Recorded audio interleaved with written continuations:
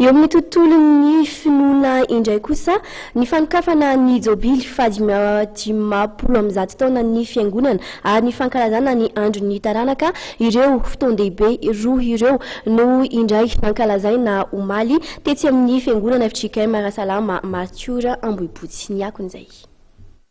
Lanonana rososona kosa nankalazaina omaly tetsy amin'ny FJKM Arasalama Martiora Ambohipotsy dia ny fanokafana ny jobily fahadimapolo amby zato taona ny fiangonana sy ny fankalazana ny andron'ny taranaka. Voromaro tokoa ireo mpiangona ary nanatevin-darana azy ireo ny zanakam-pelezana. Andao arahana ny fanazava-mampitandrina Razafindrakoto Asinarivo mikasika izany fotoan-dehibe izany. Dia ity zany no andro anivia no andro izay ankalazana fiangonana miaraka amin'ny taranany rehetra ny zany atao hoe fahadimapolo amby zato taona izany.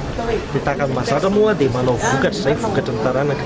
Tena tsinjovindray ao anatin'izy io zany dia manangana akany izay misy apahany amin'io akany io tsangam-baton'ilay fahadimapolo amby zato taona. Dia miezaka izany zay anisan'ny andro anankiray izay tena mba ezahanay mba hitsinjovina amin'ny fananganana amin'io akany io ity an'io ity miaraka amin'ireo taranaka ankoatran'ireo ilay mbola fotoana mbola nataterahanay ho amin'ny manaraka. Eritreretina ho vita ao anatin'ny 5 taona ny asa fanamboarana ny akany sady tsangam-baton izao fankalazana ny jobily fahadimapolo amby zato taona ny fiangonana zao. Izany hoe amin'ny fankalazana ny fahadimapolo amby zato taona ny fiangonana Arasalama Martiora Ambohipotsy. Amin'ny 17 Novambra ho avy zao kosa ny fanakatonana ny taom-pankalazana ny jobily fahadimapolo amby zato taona ny fiangonana ty ihany.